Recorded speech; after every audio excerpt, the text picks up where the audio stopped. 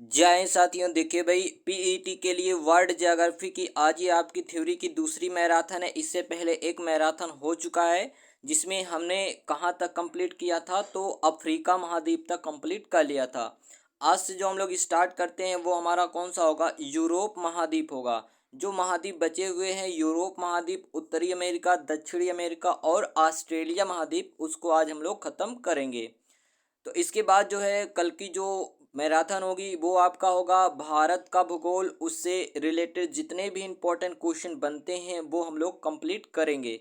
इसके बाद आपका क्या होगा, विश्व का भूगोल से रिलेटेड जितने भी क्वेश्चन बनते हैं उसको भी हम लोग कंप्लीट करेंगे। इस प्रकार आपका क्या होगा, ज्योग्राफी पूरा कंप्लीट हो जाएगा। तो चलिए बिना टाइम वेस्ट किए आपका वीडियो को स्टार्ट करते हैं भाई। आज जो हम लोग पढ़ेंगे वो क्या होगा, यूरोप महाद्वीप होगा। ठीक है, चलिए। अगर यूरोप महाद्वीप की बात करें तो क्षेत्रफल की दृष्टि से ये छठा महाद्वीप है। ठीक है, क्षेत्रफल की दृष्टि से छठा बड़ा महाद्वीप है, जो अन्य महाद्वीपों की तुलना में सर्वाधिक विकसित महाद्वीप है। ठीक है, तीन तरफ से जलीय क्षेत्र से आबद्ध होने के कारण इसे यूरोपीय महाद्वीप भी कहा जाता है। क्या कहा जाता है, यूरोपीय महाद्वीप भी कहा जाता है। आगे देखना, यूरोप के उत्तर में ध्यान देना, यूरोप के उत्तर में क्या है तो आर्कटिक सागर, पश्चिम में अटलांटिक महासागर और दक्षिण में क्या है, भूमध्य महासागर, एवं पूर्व में क्या बात करें तो यूराल पर्वत है। इसके अतिरिक्त यूराल नदी, कैस्पियन सागर आदि विद्यमान है। कुछ इसमें और पॉइंट की बात करते हैं यूरोप महाद्वीप में, तो भाई यूरोप को चार स्थलाकृत भागों में विभक्त किया गया है। जैसे उत्तर पश्चिम यूरोप का पूर्व कैम्ब्रियन प्रदेश, दक्षिण यूरोप का अल्पाइन पर्वतीय प्रदेश और मध्य यूरोप का हर्सिनियन पर्वतीय प्रदेश। इसके अलावा मध्य का विशाल मैदानी प्रदेश। अगर देखा जाए तो भाई क्षेत्रफल की दृष्टि से विश्व का सबसे बड़ा देश रूस यूरोप महाद्वीप में ही स्थित है। इसके अलावा ध्यान देना, विश्व में सबसे अधिक शैंपेन शराब फ्रांस में बनती है। कहाँ बनती है, फ्रांस में बनती है, और ये यूरोप महाद्वीप का ही क्या है, देश है। इसके अलावा ध्यान देना, फ्रांस को हाइन यार्ड और नॉर्वे लो फ्योर्ड तटों का देश भी कहा जाता है। इसके अतिरिक्त यो नदी को इटली की गंगा भी कहते हैं। यूरोप की सबसे लंबी नदी कौन सी है तो वोल्गा नदी है। इटली विश्व का सर्वाधिक अंगूर और जैतून उत्पादित करने वाला देश है, और ये किस महाद्वीप में पड़ता है तो यूरोप महाद्वीप में ही पड़ता है। आगे अगर हम लोग बात करते हैं और कुछ पॉइंट की, तो भाई सर्वाधिक ऊंची चोटी एल्वुर्ज, ठीक है, यहीं पर ही स्थित है। ठीक है, डेन्यूब जो कि नदी है सर्वाधिक लंबी नदी है। अन्य नदियों में वोल्गा, डॉन, सीन, टेम्स, निस्टर आदि प्रमुख नदियां यूरोप महाद्वीप में ही पड़ती हैं। इसके अलावा याद रखिएगा, यूरोप महाद्वीप में सबसे बड़ा नगर कौन सा है, लंदन है। लंदन सबसे बड़ा क्या यहाँ का नगर है। आगे देखिएगा, यूक्रेन गणराज्य, यूक्रेन गणराज्य प्रमुख गेहूं उत्पादक क्षेत्र है, जिसे यूरोप की रोटी की डलिया कहा जाता है। ठीक है, यूरोप की रोटी की डलिया कहा जाता है। इसके अलावा यूरोप के उत्तर में स्कैंडिनेविया महाद्वीप और डेनमार्क, नॉर्वे, स्वीडन, फिनलैंड एवं आइसलैंड भी स्थित है। और एक पॉइंट याद रखिएगा, नॉर्वे को मध्य रात्रि के सूर्य का देश भी कहा जाता है। ठीक है, मध्य रात्रि के सूर्य का देश भी कहा जाता है, एवं लैंड ऑफ विकिंग्स भी कहा जाता है। नॉर्वे एवं स्वीडन फियोर्ड तट के लिए भी जाने जाते हैं। राइन नदी की बात करें, विश्व की सबसे व्यस्त नदी है, मार्ग या अंतःस्थलीय जलमार्ग है। जर्मनी का रूर घाटी क्षेत्र सबसे उन्नत औद्योगिक प्रदेश है, जो कि इसी महाद्वीप में पड़ता है। सामान्यतः यूरोप में शीतोष्ण जलवायु वाली वनस्पति पाई जाती है। नॉर्वे से यूराल तक कोड़धारी वनों की प्रधानता होती है। चलिए इसी में आगे देखना, यूरोप में भूमध्य सागरीय जलवायु के कारण रसदार फलों की सर्वाधिक उपज होती है। इटली अंगूर एवं जैतून का सबसे बड़ा उत्पादक देश है। इसके अलावा मुख्यतः काकेशस एवं काकेशस एवं प्रोटो ऑस्ट्रेलाइट जो प्रजाति है यहाँ पे प्रमुख रूप से पाई जाती है। भारोपी यानी कि इंडो यूरोपियन परिवार की भाषाएं यहाँ बोली जाती हैं। रूस, जर्मनी, इंग्लैंड, बेल्जियम, फ्रांस प्रमुख कृषि उत्पादक देश हैं। कौन से महाद्वीप के? यूरोप महाद्वीप के। आलू चुकंदर के महत्व का आकलन इस तथ्य से किया जा सकता है कि आलू में महामारी फैलने के कारण अकाल पड़ गया था एवं लाखों लोग भूख से यहाँ मर गए थे। ठीक है, चलिए इसके बाद हम लोग यूरोप महाद्वीप के भौगोलिक विभाजन की अगर बात करें तो भाई देखना, भौगोलिक विभाजन में तो यूरोप महाद्वीप के भाई 10 देश आते हैं उत्तरी यूरोप में। उत्तरी यूरोप, यूरोप, दक्षिणी यूरोप, देखना उत्तरी यूरोप, यूरोप, दक्षिणी यूरोप, पश्चिमी यूरोप। तो ये भौगोलिक विभाजन है। अगर हम लोग क्या बात करते हैं उत्तरी यूरोप की, तो इसमें 10 देश आते हैं, जैसे Finland, Denmark, Estonia, Iceland, Latvia, Lithuania, Norway, Sweden, Britain और आयरलैंड आते हैं। इसके अलावा यूरोप में बात करें, इसमें भी 10 देश, जैसे बुल्गारिया, बेलारूस, चेक गणराज्य, Hungary, Moldova, Romania, Poland, Slovakia, Ukraine और जॉर्जिया आता है। दक्षिणी यूरोप की बात करें तो इसमें 12 देश हैं, Albania, Andorra, Bosnia Herzegovina, Croatia, यूनान, Vatican City, Spain, Slovenia, Serbia, पुर्तगाल, मैसिडोनिया, माल्टा और क्रोसोवा। इसके अलावा पश्चिमी यूरोप की बात करें तो इसमें 8 देश आते हैं, France, Belgium, Australia, Switzerland, Germany, Liechtenstein, Monaco और नीदरलैंड है। ठीक है, चलिए भाई इसके अलावा देखना जो भाई है यूरोप महाद्वीप की, तो नवीन खोजों के आधार पर आर्कटिक महासागर में पेट्रोलियम के बृहत भंडार का पता लगा है। ठीक है, अगले महाद्वीप की हम लोग बात करते हैं उत्तरी अमेरिका महाद्वीप। कौन सा है? उत्तरी अमेरिका महाद्वीप। इसकी अगर बात करते हैं तो भाई विश्व का तीसरा सबसे बड़ा महाद्वीप है, जिसका क्षेत्रफल 2.44 करोड़ वर्ग किलोमीटर है। संपूर्ण धरती के 16.3% भूभाग पर स्थित विश्व की जनसंख्या का 8% भाग इसी पर निवास करती है। इसका जनसंख्या घनत्व 21 व्यक्ति प्रति वर्ग किलोमीटर है, जो उत्तरी एवं पश्चिमी गोलार्ध में अवस्थित है। इस महाद्वीप पर लोगों का अधिवास साइबेरिया एवं अलास्का के बीच बनने वाले बर्फीले क्षेत्रों से हुआ है। इसके अलावा देखना, अगर हम लोग बात करें स्थलाकृत के आधार पर, तो इसे 4 भागों में बांट दिया गया है। अमेरिका का विशाल मैदान, रॉकी पर्वतीय क्षेत्र, अल्पेशियन पर्वतीय क्षेत्र और तटीय पर्वतीय क्षेत्र। ठीक है, इसको बांट दिया गया है। चलिए इसके बाद हम लोग बात करते हैं, हम लोग महाद्वीपों की तुलना कर लेते हैं। ठीक है, किसकी? महाद्वीपों की तुलना कर लेते हैं, ध्यान देना। चलिए तो एक तो आपका हो गया, ध्यान देना, एशिया, अफ्रीका, उत्तरी अमेरिका, दक्षिणी अमेरिका, यूरोप, ऑस्ट्रेलिया और कौन सा हो गया? अंटार्कटिका हो गया। ठीक है, चलिए इनकी तुलना कर लेते हैं। क्षेत्रफल की अगर बात करें तो एशिया महाद्वीप का क्षेत्रफल लगभग है पूरे विश्व के क्षेत्रफल का 29.5% है। ठीक है, और एशिया महाद्वीप का सबसे बड़ा देश चीन है, सबसे छोटा देश मालदीव है, सबसे लंबी नदी यांगटीज कियांग नदी। ठीक है, और सबसे ऊंचा पर्वत कौन सा है? माउंट एवरेस्ट है। सबसे बड़ी झील कैस्पियन सागर और गहनतम, ठीक है, गहनतम बिंदु कौन सा है? मृत सागर। अफ्रीका महाद्वीप की अगर क्षेत्रफल की बात करोगे तो पूरे विश्व के क्षेत्रफल का 20.2% है। अफ्रीका महाद्वीप का सबसे बड़ा देश अल्जीरिया, सबसे छोटा देश मेओटी है, सबसे लंबी नदी नील नदी है और सबसे ऊंचा पर्वत क्या है? तो माउंट किलिमंजारो है। और सबसे बड़ी झील कौन सी है? विक्टोरिया झील। और सबसे गहनतम बिंदु क्या है? असाई झील है। उत्तरी अमेरिका के क्षेत्रफल की बात करें तो पूरे विश्व के क्षेत्रफल का 16.5% है। इसमें सबसे बड़ा देश कनाडा है, सबसे छोटा देश सेंट पीरे, सबसे लंबी नदी कौन सी है? मिसिसिपी मिसौरी है। और सबसे ऊंचा पर्वत क्या है? माउंट मैकिनले है। और सबसे बड़ी झील कौन सी है? सुपीरियर झील। और सबसे गहनतम बिंदु क्या है? तो डेथ वैली है। ठीक है, दक्षिणी अमेरिका महाद्वीप की बात करोगे तो पूरे विश्व के क्षेत्रफल का 11.8% है। सबसे बड़ा देश यहाँ का कौन सा है? ब्राज़ील। सबसे छोटा देश यहाँ का है फाकलैंड द्वीप। और सबसे लंबी नदी अमेजन नदी। सबसे ऊंचा पर्वत कौन सा है? एकांकागुआ पर्वत। और भाई सबसे गहनतम बिंदु क्या है? वाल्डस प्रायद्वीप है। ठीक है। यूरोप महाद्वीप की बात करें तो भाई इसका क्षेत्रफल कितना है पूरे विश्व के क्षेत्रफल का? तो 6.5%।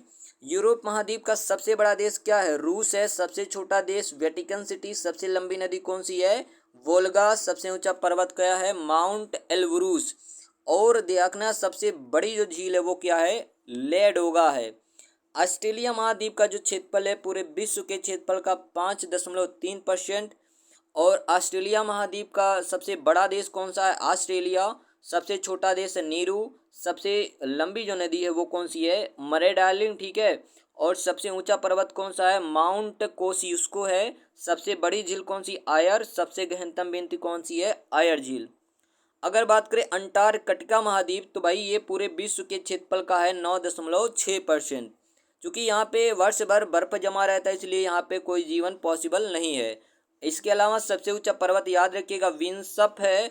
विंसप है, मौसिफ है और वेस्ट्रच वेंस यहाँ की क्या है? सबसे गहनतम बिंदु है। ठीक है, इसको याद रखिएगा। चलिए आगे हम लोग बात कर लेते हैं, कुछ प्रमुख जनजातियों की बात कर लेते हैं। किसकी बात कर लेते हैं?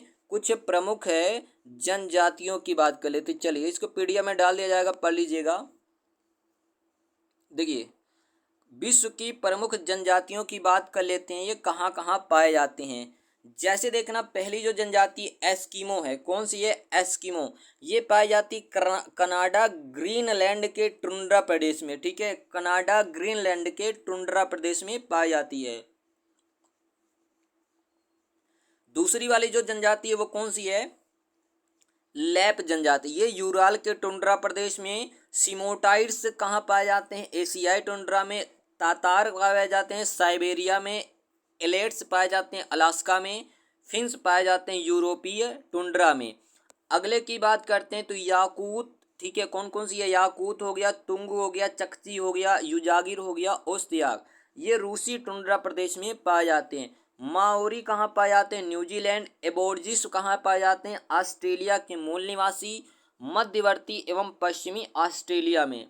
विंदुबी कहाँ पाए जाते हैं? ऑस्ट्रेलिया में। वर्बर कहाँ पाए जाते हैं? अल्जीरिया में। हेमाइट्स कहाँ पाए जाते हैं? तो उत्तरी पश्चिमी अफ्रीका में। अगले की बात करें तो भाई किकुयू। ठीक है, किकुयू पाए जाते हैं केनिया में। मसाई जनजाति पाई जाती है पूर्वी अफ्रीका में। याद रखिएगा, ये इंपॉर्टेंट है। पिग्मी जनजाति जायरे बेसिन में। फुलानी हाउसा नाइजीरिया में। भल्ला जनजाति मिस्र में। फल्लाह जनजाति नील नदी घाटी में। हौसा जनजाति नाइजीरिया में। बोर जनजाति दक्षिण अफ्रीका। और वुशमैन, देखना ये बहुत इंपॉर्टेंट है, जो वुशमैन जनजाति है ये कहाँ पाई जाती है? कालाहारी में। हांटे टांट कहाँ पाई जाती है? तो कालाहारी में। जुलू जनजाति दक्षिण अफ्रीका। और माया कहाँ पाई जाती है? ग्वाटेमाला। माया जनजाति मैक्सिको में। रेड इंडियन उत्तरी अमेरिका में। औका जनजाति इक्वाडोर में। गावचो जनजाति उरुग्वे और अर्जेंटीना में। पापुआंस कहाँ पाए जाते हैं? न्यू गिनी में पाए जाते हैं। अगले जनजाति की बात कर लेते हैं हम लोग। खिरगीज जनजाति मध्य एशिया के स्टेपी क्षेत्र में। वेदा जनजाति श्रीलंका में। सेमांग जनजाति मलेशिया में। पुनान जनजाति बोर्निया में। बद्दू जनजाति अरब में। कज्जाक जनजाति मध्य एशिया में। कालमुख जनजाति मध्य एशिया। अफरीदी जनजाति पाकिस्तान। और लाई जनजाति कहाँ पाए जाते हैं? तो म्यांमार में पाए जाते हैं। और कुछ बात कर लेते हैं, जैसे देखना विंडुब। ठीक है, विंडबू। विंडबू जनजाति ऑस्ट्रेलिया में। टपीरो जनजाति न्यू गिनी में। कोशक जनजाति पोलैंड और यूक्रेन में। और मगयार जनजाति कहाँ पाई जाती है? तो भाई हंगरी में पाई जाती। कहाँ पाई जाती है? हंगरी में पाई जाती है। चलिए आगे कुछ इंपॉर्टेंट पॉइंट की बात कर लेते। विश्व के प्रमुख नहर। ठीक है, कौन कौन से विश्व के प्रमुख नहर की बात कर लेते, जो कि बहुत इंपॉर्टेंट है। यहाँ से एक क्वेश्चन आपका फिक्स रहता है। ठीक है, एक क्वेश्चन पूछता है। चलिए तो भाई बात कर लेते हैं विश्व के प्रमुख नहरों की। जो पहले देखना आपका कौन सा? सू नहर। ये पड़ेगा यूएसए में। सुपीरियर झील को ह्यूरॉन झील से जोड़ती है। ध्यान देना, सू नहर क्या करती है? सुपीरियर झील को ह्यूरॉन झील से जोड़ती है। दूसरा इरी नहर, ये भी पड़ेगा यूएसए में, अमेरिका में। ये इरी झील को मिशिगन झील से जोड़ती है। ध्यान देना, इरी झील को मिशिगन झील से जोड़ती है। अगला है गोटा नहर। गोटा नहर पड़ेगा स्वीडन में और ये स्टॉकहोम को गुटेनबर्ग से जोड़ती है। अगला देखना कील नहर, ये पड़ेगा जर्मनी में, ये उत्तरी सागर को बाल्टिक सागर से जोड़ती है। अगला है मैनचेस्टर नहर, ये पड़ेगा आपका ग्रेट ब्रिटेन में, मैनचेस्टर को लिवरपूल को जोड़ती है। ठीक है। वोल्गा डान नहर पड़ेगा ये रूस में, ये क्या करता है, रोस्टोव को स्टालिनग्राड को से जोड़ती है। ठीक है। अगला स्वेज नहर, ये पड़ेगा मिस्र में, लाल सागर और भूमध्य सागर को जोड़ती है, इन दोनों के बीच में है। पनामा नहर, तो भाई पनामा स्थान पे है, कैरिबियन सागर और प्रशांत सागर के मध्य में है। तो भाई अगला है अल्बर्ट नहर, पश्चिमी यूरोप में पड़ेगा, एंटवर्प लीग तथा वेनेलक्स को जोड़ती है। और अगला है वेलैंड नहर, तो भाई ये पड़ेगा आपका कहाँ पे, यूएसए में, ये इरी और ओंटेरियो के बीच में है। यहाँ से कौन कौन सा याद रखिएगा, तो ध्यान देना, जो आपका प्रारंभ का दो, ठीक है, सू नहर, इरी नहर, इसके बाद ये कील नहर याद रखिएगा, इसके बाद स्वेज नहर और पनामा नहर। ठीक है। तो पनामा नहर जो है प्रशांत महासागर और कैरेबियन सागर को जोड़ता है, जबकि स्वेज नहर लाल सागर और भूमध्य सागर को जोड़ता है। ठीक है, इसको याद रखिएगा। चलिए, इसके अलावा ध्यान देना, आगे बात कर लेते हैं, जो विश्व के प्रमुख खनिज उत्पादन देश की बात कर लेते हैं। ठीक है, विश्व के प्रमुख खनिज उत्पादक देश की बात कर लेते हैं। जैसे देखना, अगर हम लोग बात करें एल्युमिनियम, ठीक है, एल्युमिनियम हो गया, एल्मुना हो गया, एंटीमनी, तो ये इनके उत्पादन में कौन प्रथम है, चाइना है। द्वितीय की बात करें तो रूस है, तृतीय की बात करें तो कनाडा है। ठीक है। आगे देखना, लौह अयस्क में चाइना प्रथम है, सीसा में भी चाइना, जस्ता, मैग्नीज, अभ्रक, ठीक है, इन सब में क्या है, चाइना प्रथम है। ठीक है। आगे देखिएगा, इसके अलावा मैग्नीज हो गया, अभ्रक हो गया। ठीक है। पोटास की बात करें तो कनाडा प्रथम है। चांदी की बात करें तो पेरू, सल्फर में कनाडा, टीन में चाइना, टंगस्टन में चाइना। ठीक है। नमक में यूएसए, रॉक फास्फेट है चाइना, एस्बेस्टास में रूस है, बॉक्साइट में ऑस्ट्रेलिया, सीमेंट के उत्पादन में चाइना है, क्रोमाइट में दक्षिण अफ्रीका, कोबाल्ट में कौन सा है, कांगो है। ठीक है। आगे देखना, तांबा उत्पादन में कौन सा प्रथम है, तो भाई चिली है। तो इसको भाई पीडीएफ में डाल दिया जाएगा, आप पढ़ लीजिएगा। ठीक है। चलिए, कुछ और पॉइंट की बात कर लेते हैं। जैसे हम लोग बात कर लेते हैं विश्व की जनसंख्या के बारे में। ठीक है, विश्व की जनसंख्या, जैसे बड़े नगर कौन से हैं, छोटे नगर कौन से हैं। ठीक है।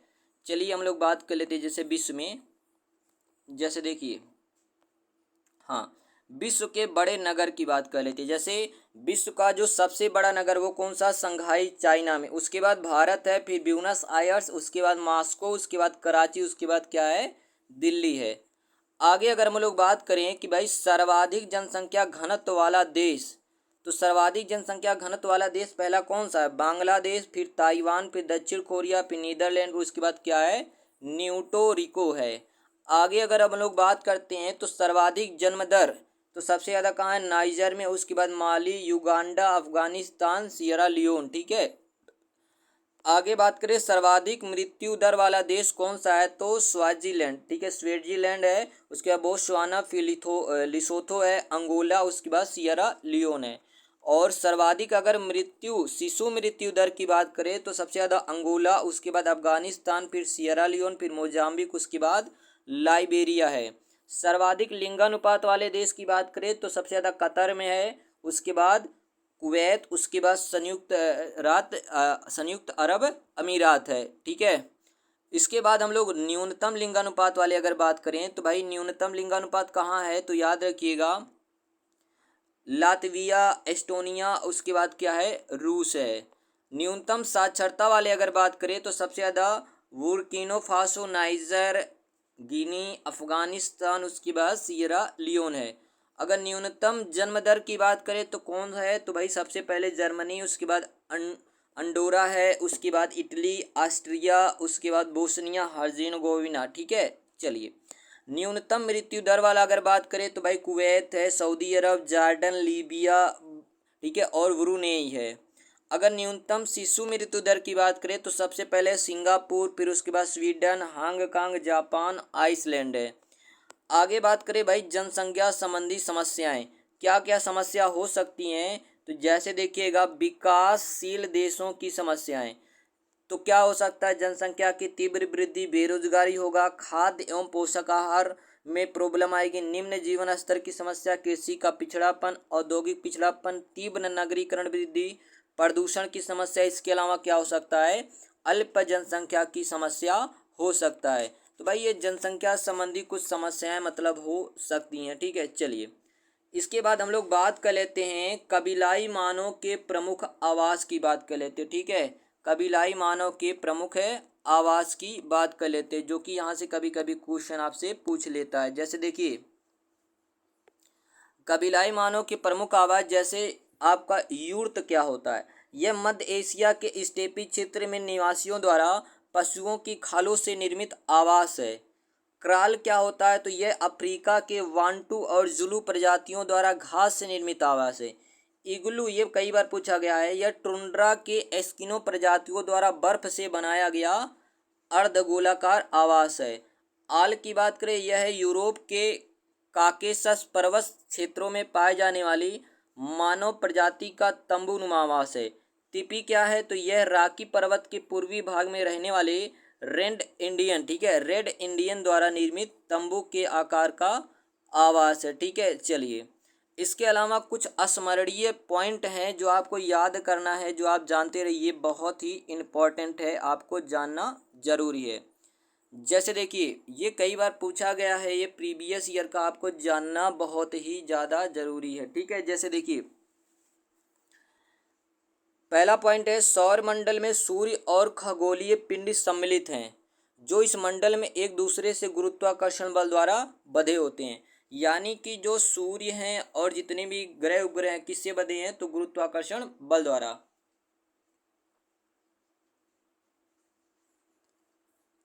चलिए सूर्य की बाह्य परत संवहनी मेखला की तरह प्रकाश मंडल कहलाती है। प्रकाश मंडल ही सौर्य कलंक होता है। तीसरा पॉइंट अगला देखना, सूर्य के वर्णमंडल के परे भाग को कोरोना कहते हैं, जो पूर्ण सूर्य ग्रहण के समय दिखाई देता है। तो आपसे पूछा जा सकता है पूर्ण सूर्य ग्रहण के समय दिखाई देने वाले सूर्य के भाग को क्या कहते हैं, तो कोरोना कहते हैं। सूर्य से दूरी के क्रम में बृहस्पति 5वें स्थान पर आता है। आगे देखना, बृहस्पति सौर मंडल का सबसे बड़ा ग्रह है, इसके 67 उपग्रह हैं और बृहस्पति द्रव्यमान सूर्य के 1000वें भाग के बराबर है। बृहस्पति को तारा सदृश ग्रह भी कहते हैं। सौर मंडल के केंद्र में सूर्य है, जिसके चारों ओर अन्य ग्रह क्या करते हैं, चक्कर लगाते हैं। बुध ग्रह का आकार सबसे छोटा है। सूर्य के सबसे नज़दीकी ग्रह बुध है और सबसे बाहरी कौन सा है, नेपच्यून है। नेपच्यून के बाद प्लूटो जैसे बौनों ग्रह अलावा धूमकेतु भी आते हैं। सौर मंडल के दो ग्रह बुध और शुक्र के पास कोई भी उपग्रह नहीं है, इसको भी याद रखिएगा। आगे देखना, सूर्य सौरमंडल का प्रधान और केंद्र में स्थित एक तारा है। सूर्य क्या एक तारा है, जिसकी अपार ऊर्जा का स्रोत क्या है, नाभिकीय संलयन। दो हाइड्रोजन मिलकर क्या बना लेते हैं, एक हीलियम। सबसे पहले कॉपरनिकस ने यह सिद्धांत दिया था कि सभी ग्रह सूर्य के चारों ओर क्या लगाते हैं, चक्कर लगाते हैं, ठीक है। इसके बाद देखिएगा, सौर मंडल में सूर्य का आकार सबसे बड़ा है। सौर मंडल में सूर्य का आकार क्या है, सबसे बड़ा है। सूर्य के परितः अधिकतम परिभ्रमण काल वाला ग्रह है वरुण है, यानी कि नेपच्यून है। सूर्य ग्रहण की स्थिति तब आती है जब चंद्रमा की छाया पृथ्वी पर पड़ती है। सूर्य ग्रहण के लिए आवश्यक है कि चंद्रमा सूर्य और पृथ्वी के बीच में हो। सूर्य ग्रहण कब होता है, अमावस्या को होता है। ग्रीनविच यूनाइटेड किंगडम का एक शहर है, ठीक है। यूनाइटेड किंगडम का क्या है, एक शहर है। इसी शहर से अंतर्राष्ट्रीय मानक समय रेखा तिथि निर्धारण किया जाता है। ग्रीनविच से भारत का मानक समय 5.5 घंटा क्या है, आगे है, इसको भी जानते रहना। आगे देखना, भारत का स्थानीय समय 82.5 डिग्री पूर्वी देशांतर से लिया जाता है और यह इलाहाबाद के नैनी से होके गुजरता है। पृथ्वी आकार में 5वां सबसे बड़ा ग्रह है, जो सूर्य के क्रम में तीसरे स्थान पे आता है, ठीक है। सूर्य से दूरी के क्रम में तीसरे स्थान पे आता है। पृथ्वी सौरमंडल का एकमात्र ऐसा ग्रह है जिस पर जीवन संभव है। इसे नीला ग्रह भी कहा जाता है। पृथ्वी पर वायुमंडलीय दाब पृथ्वी के गुरुत्वाकर्षण शक्ति के कारण उत्पन्न होता है। ठीक है, वायुमंडल की पृथ्वी के चारों ओर सैकड़ों किलोमीटर मोटाई वाले गैसीय आवरण को, ठीक है, क्या कहते हैं? वायुमंडल कहते हैं, याद रखिएगा। आगे देखिएगा, वायुमंडल का घनत्व ऊंचाई के साथ घटता है, जिन्हें 5 विभिन्न परतों में विभाजित किया जाता है। क्षोभ मंडल, समताप मंडल, आयन मंडल, बहिर्मंडल। ठीक है, जैसे वायुमंडल की सबसे निचली परत क्षोभ मंडल कहलाती है, जिसकी औसतन ऊंचाई कितनी होती है? 16 किलोमीटर। वायुमंडल की सबसे ऊपरी परत बहिर्मंडल कहलाती है, जो 640 किलोमीटर के ऊपर तक फैली होती है। रेडियो तरंगे आयन मंडल से परावर्तित होती हैं। ठीक है, तापमंडल आयन मंडल का बाह्य भाग है, जिसमें विद्युत आवेशित कण उपस्थित होते हैं। इसके अलावा देखना, आयन मंडल धरातल से 80 से 640 किलोमीटर तक विस्तृत होते हैं। आयन मंडल में उत्तरी ध्रुव प्रकाश और दक्षिणी ध्रुवीय प्रकाश के दर्शन भी होते हैं। सभी प्रकार के जलवायु व मौसम संबंधी घटनाएं किस मंडल में होता है? तो क्षोभ मंडल में होता है। क्षोभ मंडल को परिवर्तन मंडल भी कहा जाता है। इसके अलावा संवहन मंडल भी कहा जाता है। मानचित्र पर समुद्र तल से समान ऊंचाई वाले स्थानों को छोड़कर खींचे जाने वाली काल्पनिक रेखाएं समोच्च रेखा कहलाती है। पृथ्वी पर समान दाब वाले स्थानों को मिलाने वाली रेखाओं को समदाब रेखा कहते हैं। आगे देखना, जो पवन वायु दाब या अक्षांशीय अंतर के कारण वर्ष भर एक दूसरे के कटिबंध की ओर प्रवाहित होते हैं, उसे प्रचलित पवन या अस्थायी पवन कहते हैं। विश्व की प्रचलित पवनें जैसे निम्न है: डोल ड्रम, शांत पवन की पेटी, व्यापारी पवनें, पछुआ पवनें एवं ध्रुवीय पवनें। भूमध्य रेखा के दोनों ओर 5 डिग्री अक्षांश तक निम्न वायुदाब की पेटी होती है, जिन्हें डोल ड्रम कहते हैं। पृथ्वी की 2 गतियां हैं, एक घूर्णन गति है और एक कौन सी है? परिक्रमण गति। पृथ्वी को उसके काल्पनिक अक्ष पर घूमने को क्या कहते हैं? घूर्णन कहते हैं। और याद रखिएगा, पृथ्वी द्वारा सूर्य के चारों ओर चक्कर लगाना परिक्रमण कहलाता है। पृथ्वी पश्चिम से पूरब की दिशा में घूमता है और इसी से दिन और रात होता है। पृथ्वी का यह अक्ष सदैव एक ही ओर क्या होता है? झुका होता है। चलिए आगे पॉइंट की बात करते हैं। आगे पॉइंट है कि भाई, पृथ्वी जिस धुरी अथवा अक्ष पर घूमती है वह काल्पनिक रेखा है, जो पृथ्वी के केंद्र से बाहर की ओर उत्तरी और दक्षिणी ध्रुवों को मिलाती है। पृथ्वी का अपने अक्ष पर घूर्णन और अपनी अक्षा में परिक्रमण, ठीक है, दोनों ही कड़ी सुइयों की विपरीत दिशा में, घड़ी की सुइयों की विपरीत दिशा में होता है। ठीक है, पृथ्वी अपनी कक्षा में पश्चिम से पूरब की दिशा में गति करती है, इसीलिए हमें सूर्य पूरब की से पश्चिम की ओर गतिमान प्रतीत होता है, जबकि सूर्य स्थित होता है, ठीक है, पूरब में निकलता है सुबह में। पृथ्वी पर ऋतु परिवर्तन इसकी कक्षा पर झुके होने के कारण वार्षिक गति के कारण होता है। आगे देखिएगा, परतदार या अवसादी चट्टानों का निर्माण चट्टानों के टूट फूट के मलबे के जमाव के कारण होता है। बलुआ या फिर यांत्रिक क्रियाओं द्वारा निर्मित होने के कारण अवसादी या परतदार चट्टानें होती हैं। अत्यधिक ताप व दाब के कारण इसका रूपांतरण क्वार्टजाइट में हो जाता है। रूपांतरित चट्टान ये अन्य चट्टानों के रूप में परिवर्तन के फलस्वरूप निर्मित होती हैं। ग्रेफाइट रूपांतरित चट्टान है जो कोयले के परिवर्तन से बनती हैं। पृथ्वी की ऊपरी परत को क्या कहते हैं? भूपर्पटी या फिर भूपटल कहते हैं। ध्यान देना, ये बेसाल्ट चट्टानों से बनी होती, क्या? पृथ्वी की ऊपरी परत, जिसको भूपर्पटी या भूपटल कहते हैं। भूपर्पटी में सर्वाधिक प्रचुर मात्रा में ऑक्सीजन तत्व पाया जाता है। ऑक्सीजन के बाद क्या पाया जाता है? सिलिकॉन, एल्युमिनियम, लोहा, कैल्शियम, सोडियम भी पाए जाते हैं।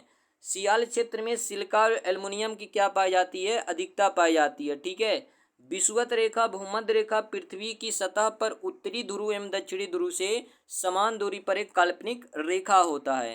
ठीक है, भूमध्य रेखा पृथ्वी को 2 गोलार्धों उत्तरी एवं दक्षिणी गोलार्ध में विभाजित करता है। इसके अलावा ध्यान देना, भूमध्य रेखा वार्षिक तापांतर सबसे कम पाया जाता है। भूमध्य रेखा पर वार्षिक तापांतर सबसे कम पाया जाता है। भूमध्य रेखा शून्य अंश की अक्षांश रेखा है। क्या है? शून्य अंश की अक्षांश रेखा। ठीक है, इसके अलावा ध्यान देना, स्थल एवं जल पर विषुवत रेखा 13 देशों से होकर गुजरती है, जिन्हें कांगो गणराज्य, Uganda, Somalia, Indonesia, Brazil, Ecuador, Colombia, Kenya, Maldives, Gabon, Kiribati आदि शामिल हैं। किसी पिंड का भार पृथ्वी के गुरुत्वाकर्षण के कारण ही होता है। जहाँ पर पृथ्वी का गुरुत्वाकर्षण अधिक होगा वहाँ पिंड का भार भी क्या होता है, अधिक होता है। इसके अलावा ध्यान देना, पृथ्वी सतह पर सर्वत्र गुरुत्वाकर्षण एक समान नहीं होता है। पृथ्वी के घूर्णन तथा अन्य कारणों से ध्रुवों पर अधिक तथा विषुवत रेखा पर गुरुत्वाकर्षण क्या होता है, कम होता है। इसी कारण से ध्रुवों पर एक ही पिंड का भार विषुवत रेखा की अपेक्षा क्या होता है, अधिक होता है। ज्वार भाटा की उत्पत्ति सूर्य एवं चंद्रमा के आकर्षण बल तथा पृथ्वी पर होने वाले दो बलों, अभिकेंद्री बल और अपकेंद्री बल के कारण होता है। पृथ्वी पर 24 घंटे में 2 बार ज्वार और 2 बार भाटा का अनुभव किया जाता है। इसके अलावा ध्यान देना, अमावस्या व पूर्णिमा के दिन उच्च ज्वार की स्थिति होती है। अमावस्या और पूर्णिमा के दिन चंद्रमा सूर्य और पृथ्वी के सीध में होते हैं। जब सूर्य विषुवत रेखा पर होता है तो दोनों गोलार्धों में 12 घंटे का दिन और 12 घंटे की रात होती है, अर्थात दिन रात क्या होते हैं, बराबर होते हैं। शुक्र पृथ्वी का निकटतम सबसे चमकीला एवं क्या है, गर्म ग्रह है। ठीक है, तो भाई आज के लिए बस इतना। तो यहाँ पे आपका वर्ल्ड ज्योग्राफी का जो सेकंड पोर्शन है वो आपका कंप्लीट होता है। तो भाई आई होप आपको वीडियो पसंद आया होगा। वीडियो पसंद आए तो वीडियो को लाइक करना, चैनल को सब्सक्राइब एवं शेयर करना ना भूलें। कल जो आपका होगा वो होगा इंडियन ज्योग्राफी यानी कि भारत का भूगोल का प्रैक्टिस सेट होगा।